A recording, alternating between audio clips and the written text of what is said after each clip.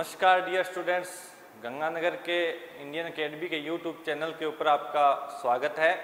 अपना जो टॉपिक चल रहा था वो चल रहा था राजस्थान के दुर्ग यानी कि जो किले हैं उनके बारे में अपने पढ़ रहे थे। राजस्थान दुर्ग की जो श्रेणियां हैं उनको अपने पढ़ लिया था। चित्तौड़ के बारे में बात कर चुके थे, रणथंभौर दुर्ग है और जालोर दुर्ग के बारे में भी अपने बात कर चुके थे। आज अपने जिसके बारे में बात करेंगे वह दुर्ग है जैसलमेर का दुर्ग। आप सभी जानते हो जैसलमेर के दुर्ग के बारे में, आइए अपने बात करते हैं।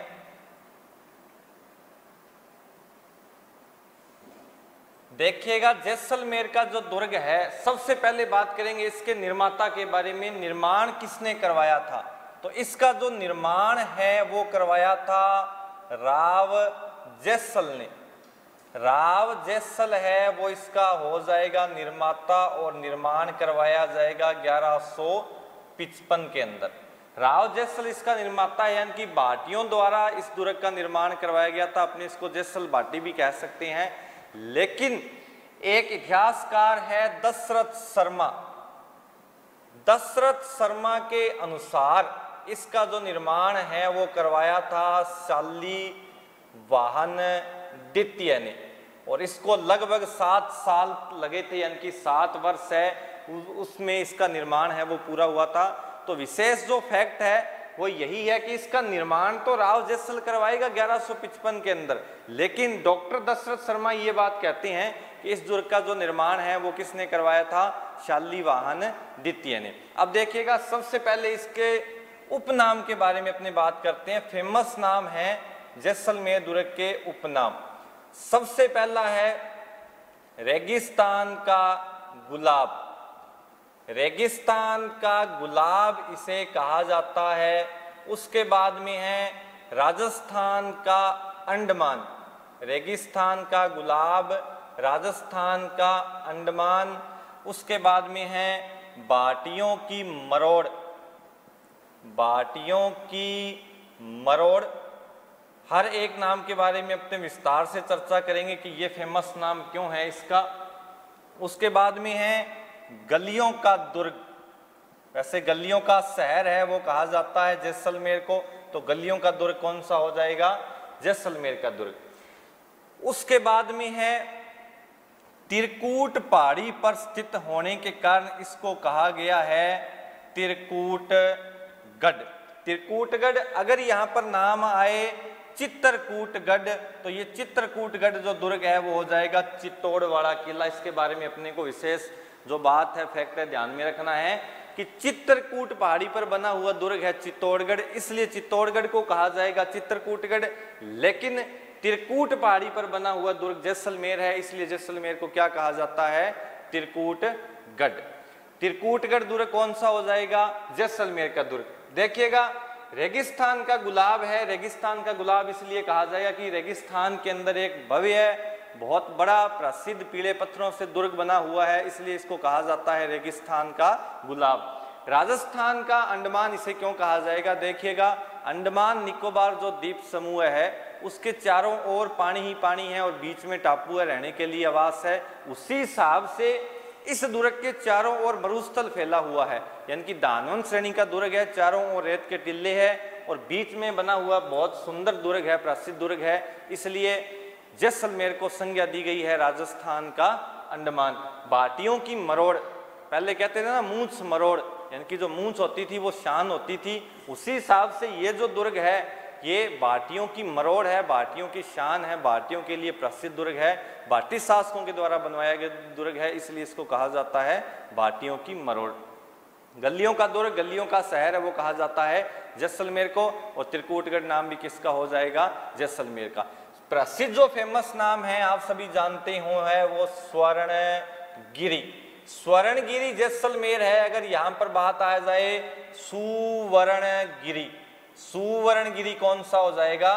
जालोर का दुर्ग। इसे अपने पढ़ चुके हैं, तो ये है इसके उपनाम, फेमस नाम है स्वर्णगिरी।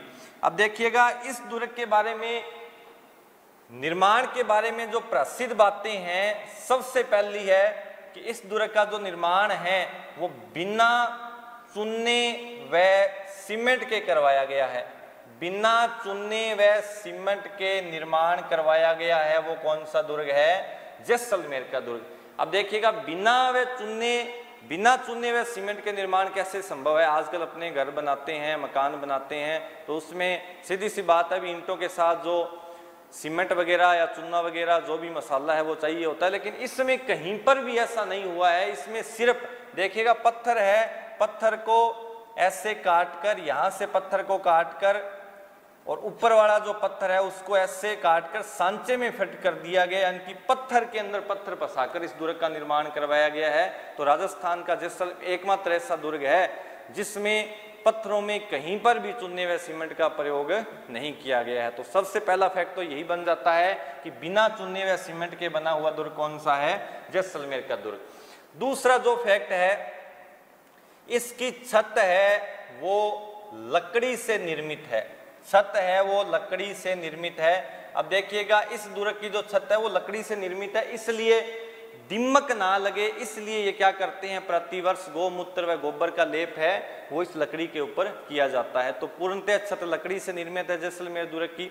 उसके बाद में इस दुर्ग के अंदर कुल 99 बुर्ज है। 99 बुर्ज है, यानी कि 99 बुर्ज वाला दुर्ग कौन सा हो जाएगा? जैसलमेर। अपने बात करेंगे बुर्ज का क्या मतलब होता है, सारी की सारी बातें अपने यहाँ पर करेंगे। 99 बुर्ज। चौथा फैक्ट हो जाएगा, राजस्थान का दूसरा सबसे बड़ा लिविंग फोर्ट। राजस्थान का दूसरा सबसे बड़ा लिविंग फोर्ट। राजस्थान का दूसरा सबसे बड़ा लिविंग फोर्ट कौन सा हो जाएगा? जैसलमेर का किला।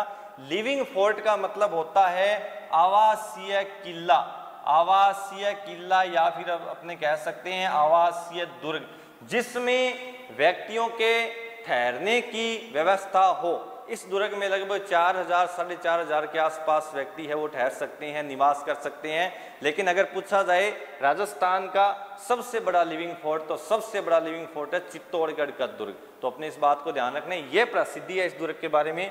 99 बुर्ज है, सबसे बड़ा लिविंग फोर्ट है, छत है वो किससे निर्मित है? लकड़ी से। और इस दुर्ग के अंदर पत्थरों में कहीं पर भी चूने व सीमेंट का निर्माण नहीं किया गया है। अब देखिएगा इसकी बनावट कैसी है।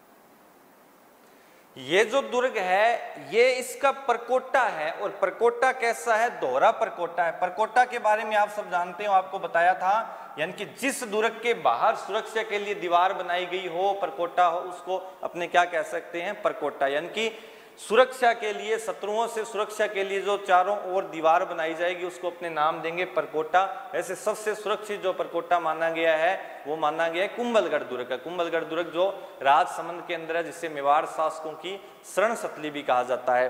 तो इसका जो परकोटा है ये दोहरी दीवार होने के कारण इसको एक तो कहा जाएगा इसका दोहरा परकोटा। तो आपसे अगर क्वेश्चन पूछा जाए कि जैसलमेर का परकोटा कैसा है, तो आप क्या कहोगे? दोहरा परकोटा। पहला क्वेश्चन तो यहीं से हो गया। उसके बाद में ये जो बुर्ज है इसके चारों ओर अंडाकार आकृति के अंदर, इसको क्या कहते हैं? अपने बुर्ज। और कुल बुर्ज कितने हो जाएंगे? 99 बुर्ज। उसके बाद में ये सारे बुर्ज होने के कारण और दोहरा परकोटा होने के कारण इसकी जो आकृति बन जाती है वो बन जाती है एक गागरे के समान। गागरे नुमा आकृति वाला परकोटा किस दुर्ग का है? तो किसका हो जाएगा? जैसलमेर का। तो दूसरी बात यहीं से बन जाती है, गागरे नुमा परकोटा किसका हो जाएगा? जैसलमेर दुर्ग का। दो बातें यहां पर कंप्लीट हो जाती है। तीसरा क्वेश्चन यहां से बन सकता है कि किस दुर्ग का परकोटा कमरकोटा कहलाता है? कमर के समान आकृति। देखिएगा ये जो गागरा है उसी हिसाब से कमर की आकृति बन जाएगी, और जैसलमेर के दुर्ग को कहा जाएगा परकोटे को कमर कोटा, तो कमर कोटा परकोटा भी किस दुर्ग का हो जाएगा? जैसलमेर का। 3 परकोटे के नाम है अपने को ध्यान में रखने हैं, दोहरा परकोटा, गागरे नुमा परकोटा और कमर कोटा। ये कमर कोटा तो एग्जाम के अंदर पूछा गया क्वेश्चन है कि किस दुर्ग का परकोटा है वो कमर कोटा कहलाता है, तो अपने को ध्यान में रखना है किस दुर्ग का परकोटा कमर कोटा कहलाएगा, जैसलमेर का, या फिर गागरे नुमा या फिर दोहरी दीवार वाला परकोटा किसका हो जाएगा? जैसलमेर दुर्ग का। इसके बाद में इस दुर्ग के अंदर अपने बात करते हैं प्रवेश द्वार की। ये जो प्रवेश द्वार है जहां से अपने गुजरते हैं, इसके अंदर प्रवेश करते हैं, इस प्रवेश द्वार का निर्माण है वो करवाया था अखे सिंह ने, इसलिए इसको कहा जाता है अखे पोल, और अखे पोल से इसका नाम है वो पड़ गया अक्षय पोल। तो अखे पोल या अक्षय पोल किस दुर्ग का प्रवेश द्वार कहलाता है? जैसलमेर का। और इस जो प्रवेश द्वार की आकृति है वो कैसी है? तो ध्यान रखना, इस प्रवेश द्वार की जो आकृति है वो धनुष के समान है। धनुष के समान आकृति किस दुर्ग के प्रवेश द्वार की है? तो वो हो जाएगी जैसलमेर की। और जैसलमेर का जो प्रवेश द्वार है दुर्ग का, उसका नाम है अक्षय पोल या फिर अखे पोल। और इस जो प्रवेश द्वार है इसका निर्माण करवाया था महाराजा अखे सिंह ने। उसके बाद में इस दुर्ग के प्रवेश द्वार के ऊपर जो रामदेव जी की ध्वजा है, जिसको अपने बोलते हैं नेजा, वो नेजा अंकित की गई है। तो ये भी यहाँ से क्वेश्चन बनता है, क्योंकि रामदेव जी का जो मुख्य मंदिर है वो पोखरण जैसलमेर के अंदर है। तो यहाँ पर इस दुर्ग के जो बाहर प्रवेश द्वार के ऊपर जो नेजा अंकित की गई है वो रामदेव जी की ध्वजा है, उसको ही अपने क्या कहते हैं? नेजा। तो इसके बाद इसके बारे में भी अपने को पता होना चाहिए। उसके बाद में बात करेंगे अपने प्रसिद्ध मंदिर के बारे में। जैसलमेर में कौन कौन से प्रसिद्ध मंदिर है, कौन सा प्रसिद्ध जलाशय है, तो एक बार आप इसका स्क्रीनशॉट ले लीजिए। इसके बाद में अपने आगे है वो बात करते हैं।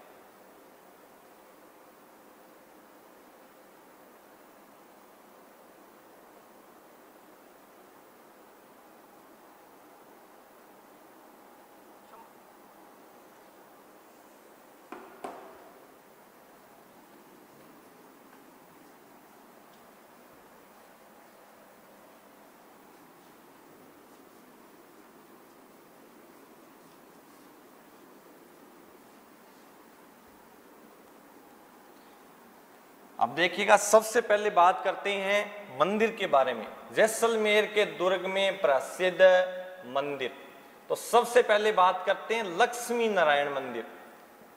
लक्ष्मी नारायण जी का मंदिर है, और लक्ष्मी नारायण हैं वो कहलाते हैं जैसलमेर के कुल देवता। तो जैसलमेर के कुल देवता कहलाते हैं लक्ष्मी नारायण जी। लक्ष्मी नारायण जी का प्रसिद्ध मंदिर है वो जैसलमेर के दुर्ग में है। उसके बाद में है टिक्कम राय जी का मंदिर।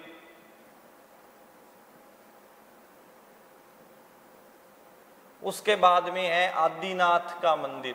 आदिनाथ को आपने जानते हो, आदिनाथ है जैनियों के प्रथम भगवान थे, जैनियों के पहले तीर्थंकर माने जाते हैं आदिनाथ, जिनका फेमस नाम ऋषभदेव है। और ऋषभदेव जयंती आती है चैत्र कृष्ण अष्टमी को।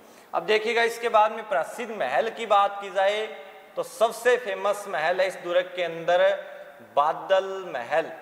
बादल महल है वो जैसलमेर दुर्ग के अंदर है, और यह इसका जो निर्माण है वो सिलावटों के द्वारा करवाया गया था। सिलावटों के द्वारा करवाया गया था। सिलावटों का मतलब जो पत्थर की एक आकृति बना देते हैं झोंपड़ी नुमा, उसको अपने सिलावट बोलते हैं। तो इस दुर्ग का निर्माण है वो सिलावटों के द्वारा, इस महल का जो निर्माण है वो सिलावटों के द्वारा करवाया गया है। बादल महल के बाद में है सर्वोत्तम विलास। बादल महल, सर्वोत्तम विलास, गज विलास और जवाहर विलास, ये सारे के सारे महल बन जाते हैं जैसलमेर के दुर्ग में। सबसे फेमस महल है वो बादल महल है। और बादल महल अपने राजस्थान में कई दुर्गों में देखने को मिलेंगे। एक तो बादल महल जैसलमेर में अपने पढ़ चुके हैं, एक कुंभलगढ़ दुर्ग के अंदर है राजसमंद में, जहां पर महाराणा प्रताप का जन्म हुआ था बादल महल के अंदर। एक बादल महल है वो अमर सिंह राठौड़ का भी महल है। अमर सिंह राठौड़ है वो नागौर के शासक थे, जिसे कटार का धनी भी कहा जाता है। तो अमर सिंह राठौड़ को भी अपने क्या कहेंगे? बादल महल। एक बादल महल रणथंभौर के दुर्ग में भी पढ़ने को मिलता है। तो बहुत सारे बादल महल है, यानी कि बादल महल का मतलब ये होता है बहुत ऊंचा होता है, बादल को छूने की क्षमता रखता है, इसलिए इसका नाम है वो पड़ जाता है बादल महल। इसके बाद में इस दुर्ग के अंदर, इस दुर्ग के ऊपर एक फिल्म बनी थी जिसका नाम था सोनार किला। सोनार किला फिल्म बनी थी जिसके निर्देशक थे सत्यजीत रे। कई बार एग्जाम में पूछा गया है सोनार किला फिल्म के निर्देशक कौन हैं, तो सोनार किला फिल्म के निर्देशक कौन हो जाएंगे, सत्यजीत रे। अब देखिएगा राजस्थान में एक दो लोक देवता के ऊपर भी फिल्म बनी है, कुछ नाम है जैसे आपने सुना होगा पद्मावत। तो इन सभी के फिल्मों के बारे में अपने यहाँ पर डिस्कस कर लेते हैं, एक साथ ही आप याद रख लेना। सोनार किला के बाद में वीर तेजा जी फिल्म बनी थी, और वीर तेजा जी फिल्म के जो निर्देशक है वो थे रामराज नाहटा। रामराज नाहटा ने फिल्म बनाई थी वीर तेजा जी के ऊपर। उसके बाद में एक औषधियों वाले देवता है देव नारायण जी, और देव नारायण जी के ऊपर जो फिल्म बनी थी उसके निर्देशक थे नाथू सिंह गुर्जर।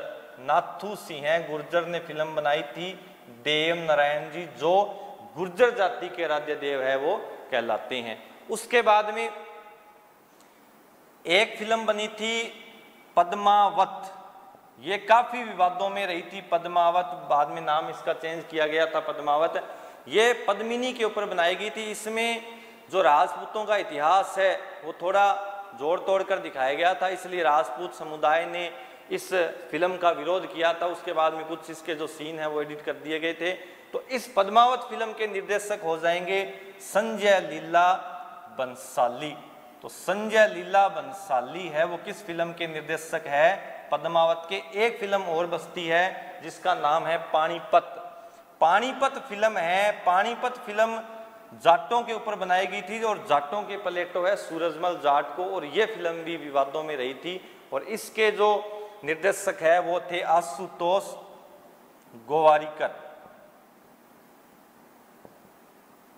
तो ये सारी की सारी फिल्में हैं राजस्थान आर्ट एंड कल्चर से संबंधित, कुछ दुर्ग के ऊपर बनी हुई है, कुछ इतिहास के ऊपर बनी हुई है। तो सारे के सारे फिल्मों के निर्देशक है वो अपने को ध्यान में रखने, कई बार एग्जाम में पूछ लिए जाते हैं। इसके बाद में देखिएगा इस दुर्ग के बारे में अन्य प्रसिद्ध बातें हैं। एक इस दुर्ग के अंदर भूमिगत संग्रहालय है, भूमिगत संग्रहालय है जिसका नाम है जिनबद्दर सूरी। जिनबद्दर सूरी भूमिगत संग्रहालय है, सबसे बड़ा संग्रहालय माना गया है। और यह संग्रहालय कहां पर है, जैसलमेर के दुर्ग में भूमिगत संग्रहालय बना हुआ है। उसके बाद में देखिएगा इस दुर्ग के अंदर एक प्रसिद्ध कुआं है जिसका नाम है जैसलू कुआं। जैसलू कुआं, और जैसलू कुआं है वो इसके नाम पर ही पड़ा हुआ है। कहते हैं इस कुएं का निर्माण महाभारत के दौरान भगवान कृष्ण जी ने अपने सुदर्शन चक्र से किया था। तो ये फैक्ट है जैसलमेर के बारे में। अब अपने बात करें कुछ जैसलमेर के बारे में कथन बोले गए हैं और प्रसिद्ध जो साक्य है। जैसलमेर के 2.5 साक्य हुए हैं, उसके बारे में अपने बात करते हैं। पहले आप स्क्रीनशॉट है वो ले सकते हो।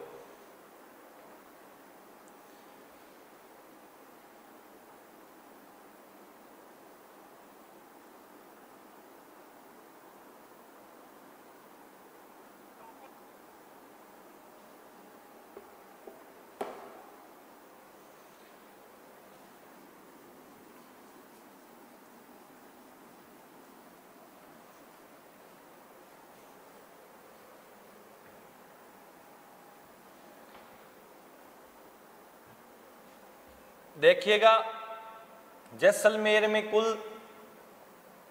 2.5 साक्य हुए हैं। 2.5 साक्यों वाला दुर्ग है जैसलमेर। पहला है 1312 के अंदर, 1312। उसके बाद में है 1359। उसके बाद में तीसरा जो आधा साका हुआ था वो है 1550 के अंदर। 1312, 1359 और 1550 के अंदर। देखिएगा इस समय यहाँ के शासक थे मूलराज बाटी। मूलराज बाटी प्रथम, और यहां पर आक्रमण किया था अलाउद्दीन खिलजी ने। अलाउद्दीन खिलजी यहां पर आक्रमण करेगा। यह जैसलमेर दुर्ग का पहला साका है 1312 का। और इस समय यहाँ के शासक कौन थे? भाटी थे, जिनका नाम था मूलराज, और मूलराज प्रथम थे। ये 1359 में यहां पर थे राव दुद्दा, और यहां पर जो आक्रमण किया था वो किया था फिरोज शाह तुगलक ने। फिरोज शाह तुगलक यहां पर आक्रमण करेगा। ये जैसलमेर का दूसरा साका है वो हो जाएगा। ये जो साका है ये सबसे फेमस साका है, इसको अपने बोलते हैं अर्ध साका। अर्ध साका किसे कहा जाएगा? जैसलमेर के तीसरे साके को। आधा ही हुआ था। कैसे हुआ था देखिएगा। इस समय यहाँ के राजा थे कंधार के इस समय यहाँ के राजा थे लूणकर्ण, और लूणकर्ण पर आक्रमण किया था कंधार के अमीर अली ने। कंधार के अमीर अली ने आक्रमण कर दिया, और लूणकर्ण है वो केसरिया करने चले गए। केसरिया किया, वीरगति को प्राप्त हो गए, लेकिन पीछे से रानियों ने जोहर है वो नहीं किया। जोहर करने का मतलब समझते हो? पति के पीछे प्राण त्यागना, यानी कि अपने आप को मृत्यु के प्राप्त करना। तो इस दुर्ग के अंदर तीसरे साके में केसरिया तो हो गया, लेकिन जो है वो नहीं हुआ। यानी कि रानियों ने पीछे से क्या कर लिया? धोखा कर लिया एक प्रकार का। राजा तो गए और अपने क्या फायदा जाने का, बहुत हो गया इस प्रथा को चलते हुए, अब की बार कुछ और देखेंगे। तो ये सारा सिस्टम हुआ था। कई इतिहासकार कहते हैं भी अग्नि के कुंड में वो पानी भरवा दिया गया था, रानियां जोर नहीं कर सकती। लेकिन अगर वीरगति को प्राप्त होना था, यानी कि प्राण ही त्यागने थे, तो पानी के कुंड में भी त्यागे जा सकते हैं। जैसा रणथंभौर के पहले साके, रणथंभौर के दुर्ग में हुआ था 1301 में, राजस्थान का पहला साका था, गंगा देवी ने जोर किया था। तो ये सारी की सारी बातें हैं। लेकिन अपने को तो इतना ध्यान में रखना है कि इस समय केसरिया तो हो गया, लेकिन जोर नहीं हुआ। इस समय शासक कौन थे? लूणकर्ण, और लूणकर्ण को कहा जाता है कलयुग का कर्ण। कलयुग का कर्ण भी किसे कहते हैं? अपने लूणकर्ण, एक ही नाम है। लूणकर्ण इस समय शासक थे। ये जो साका ये इंपॉर्टेंट है, एग्जाम में बहुत बार पूछा गया है कि तीसरे साके में राजा कौन थे, आक्रमण किसने किया, और कौन सा जैसलमेर का अर्ध साका माना जाता है। तो ये इंपॉर्टेंट है। इसके बारे में तो आप तारीख ही है वो याद रख लेना कि पहला 1312 में, दूसरा 1359 में, और तीसरा हो जाएगा 1550 में, यानी कि 1550, आधा साका हो जाएगा। अब देखिएगा इस दुर्ग के बारे में प्रसिद्ध कथन बोला गया है। एक कथन तो है गढ़ दिल्ली, गढ़ दिल्ली, गढ़ आगरो, अधगढ़ बीकानेर। गढ़ दिल्ली, गढ़ आगरो, अधगढ़ बीकानेर, यानी कि गढ़ दिल्ली भी है, गढ़ आगरा भी है, और आधा गढ़ है वो बीकानेर भी है। बलोच चिनायो, भाटियों, सीरे तो जैसलमेर। इस बात का मतलब क्या होता है कि गढ़ दिल्ली भी है, गढ़ आगरा भी है, और आधा गढ़ बीकानेर भी है। लेकिन जो बलोचिनायो भाटियों, जो भाटियों ने बनवाया है, भाटी राजपूतों ने जिस दुर्ग का निर्माण करवाया है, वो सबसे सिरे है, सबसे ऊपर है। इसलिए कथन बहुत बार पूछा गया एग्जाम में कि इस दुर्ग, इस कथन का संबंध किस दुर्ग से माना जाता है। तो देखिएगा कई बार जरूरी नहीं है कि इसमें नाम जैसलमेर का आए तो अपने पहचान लें। कई बार ये आधी पंक्ति भी दे देते हैं एग्जाम वाले कि गढ़ दिल्ली, गढ़ आगरो, अधगढ़ बीकानेर। यह कथन किस दुर्ग के बारे में बोला गया है, तो अपने को पता होना चाहिए कि जैसलमेर दुर्ग के बारे में बोला गया है। अब देखिएगा यहाँ पर एक इतिहासकार थे जिनका नाम है अबुल फजल। अबुल फजल ने एक बात कही थी, और बात कही थी कि इस दुर्ग पर जाने के लिए टांगे हैं वो लोहे की होनी चाहिए या पत्थर की होनी चाहिए। चाहे पत्थर बोल दीजिए, चाहे आप लोहा बोल दीजिए। कहने का मतलब ये है कि इस दुर्ग में साधारण टांगों से साधारण मानव है वो चढ़ाई नहीं कर सकता। टांगे हैं वो कैसी होनी चाहिए? लोहे की। तो इसके बारे में भी ये कथन है कि घोड़ा कीजिए काठ का, घोड़ा कीजिए काठ का,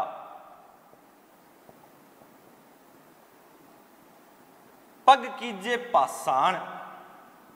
घोड़ा कीजिए काठ का, पग कीजिए पाषाण, बख्तर कीजिए लोहे का, तब पहुंचे जेसाण।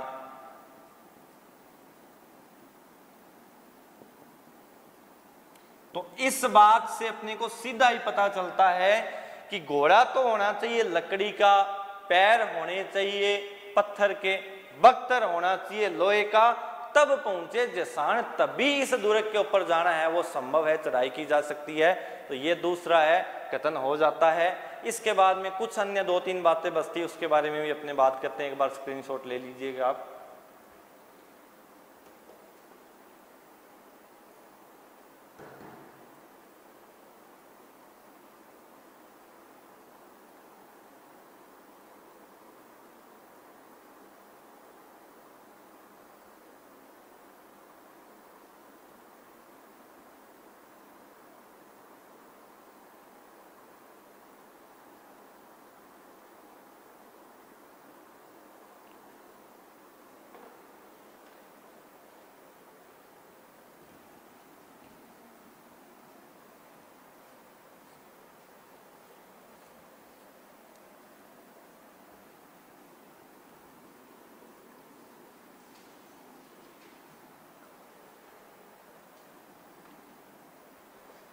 अब देखिएगा, इस दुर्ग के ऊपर 2009 में 5 रुपए का डाक टिकट है वो जारी किया गया था। और इस दुर्ग को है वो यूनेस्को सूची में, यानी कि जो विश्व धरोहर सूची है उसमें भी शामिल किया जा सकता है। राजस्थान के कई दुर्ग है जिसको विश्व धरोहर सूची में अपने शामिल किया जा सकता है। दुर्ग के टॉपिक में बाद में हर एक दुर्ग के बारे में अपने बात करेंगे। इस दुर्ग पर 2009 में 5 रुपए का डाक टिकट है वो जारी किया गया था। उसके बाद में इस दुर्ग के अंदर एक बात और है कि सतियों के पगोथिये देखने को मिलते हैं। सतियों के पगोथिये, सतियों के पगोथिये का मतलब क्या होता है? जब रानी सती होने जाती थी, यानी कि जब पति है वो केसरिया कर लेता था, वीर गति को प्राप्त हो जाता था, तो रानी सती होने के लिए जाती थी और जिस राजमार्ग से, यानी कि जिस स्थान से वह जाती थी उसको क्या नाम दिया गया है? सतियों के पगोथिये। तो सतियों के पगोथिये है वो भी किस दुर्ग में हो जाएगा? जैसलमेर के दुर्ग में। इसको भी अपने ध्यान में रखना है, कई बार एग्जाम में पूछा जाएगा, यानी कि अभी तक आया तो नहीं है लेकिन पूछा जा सकता है कभी भी। जो आने वाले एग्जाम है उसके अंदर इसको ध्यान में रखना है। सतियों के पगोथिये किस दुर्ग के अंदर है? जैसलमेर के दुर्ग में। तो ये सारी बातें हैं जैसलमेर दुर्ग से संबंधित। उसके बाद में एक बात और है इसके बारे में कि यह दुर्ग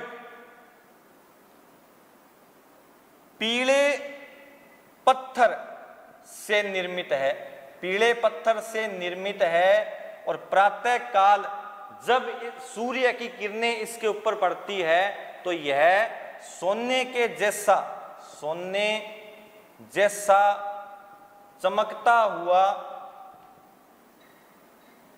दिखाई देता है। तो इसलिए इसको कहा गया स्वर्णगिरी, यानी कि सोने के जैसा। इसको सोनारगढ़ भी कहा जाता है। लेकिन अगर एक बात देखी जाए तो यह जो दुर्ग है इसको अपने उत्तर बड़ किवाड़ भी कह सकते हैं। उत्तर बड़ किवाड़ और उत्तरी सीमा में थोड़ा सा फर्क है। उत्तर बड़ किवाड़, उत्तर बड़ किवाड़ तो कहा जाएगा जैसलमेर को, लेकिन अगर बात आए उत्तरी सीमा का प्रहरी, तो उत्तरी सीमा का जो प्रहरी है वो किसको कहा जाएगा? बटनेर दुर्ग को। क्योंकि प्राचीन काल में जब आक्रमण होते थे तो सबसे पहले बटनेर के दुर्ग पर आक्रमण किया जाता था, बाद में दिल्ली पर चढ़ाई होती थी। इसलिए बटनेर को तो कहा जाता है उत्तरी सीमा का प्रहरी, ये सुरक्षा करता था आने वाले शत्रुओं से। लेकिन उत्तर बड़ किवाड़ है वो लोक कथाओं में किसको कहा गया है? जैसलमेर को। और एक बात और कहा जाता है कि यह दुर्ग ऐसे दिखाई देता है दूर से जैसे रेत के समुद्र में जहाज है वो लंगर डाले खड़ा हो। तो ये सारी बातें, काफी बड़ा इतिहास था इस दुर्ग का। तो अगला जो वीडियो है वो अपने अन्य दुर्ग का लेकर आएंगे। अगर इस वीडियो को अगर ये वीडियो आपको पसंद आए, अच्छा लगे तो इसको लाइक कीजिएगा, शेयर कीजिएगा और इस चैनल को सब्सक्राइब कीजिएगा और एक बेल आइकन का जो बटन है उसको भी प्रेस कीजिएगा ताकि आपको जो आने वाली नई वीडियो है उसका नोटिफिकेशन प्राप्त हो सके। धन्यवाद।